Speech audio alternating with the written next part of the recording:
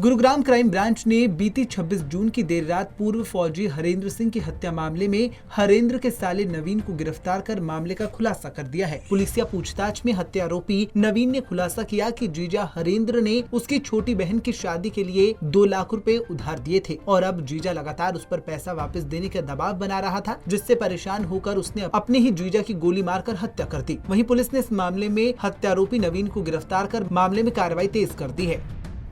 ये दिनांक 26-27 की रात को एक व्यक्ति हरविंदर जो बसई इंक्लेव का रहने वाला था, उसकी गोली लगने के कारण दौराने इलाज हॉस्पिटल में मृत्यु हुई थी, जिसके संबंध में हमने उसके भतीजे की शिकायत पे पुलिस स्टेशन सेक्टर 10 में FIR दर्ज करके और इन्वेस्टिगेशन शुरू की गई।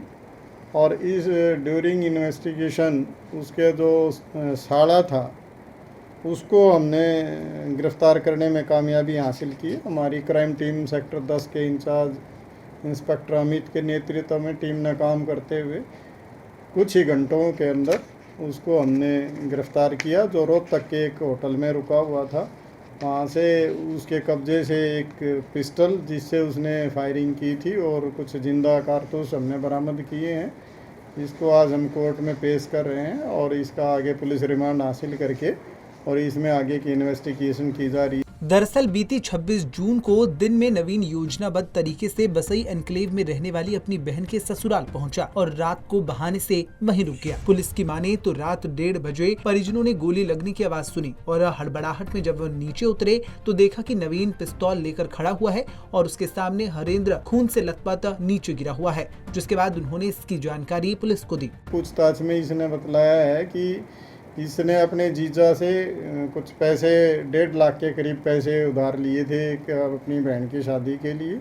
वो वापस पैसे मांगने के लिए उसको दबाव डाल रहा था, डरा धमका रहा था और एक इसकी जो ज़मीन थी, जो पैतृक ज़मीन थी, उसमें अपना हिस्सा मांग रहा था। इस रंजिश को ध्यान में रखते हुए और उसने उसको सोने का, उस दिन आने के बाद सोने का इंतज़ार किया और जब वो सो गया तो उसने करवट बदली तो पीछे से उसकी कनपटी के नीचे उसने सटा के और गोली मारी और वहाँ से भाग गया।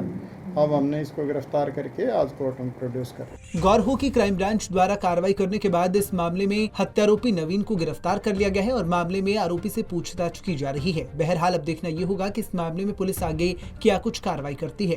पंजाब केसरी टीवी के लिए गुरुग्राम से नीरज वशिष्ठ की रिपोर्ट।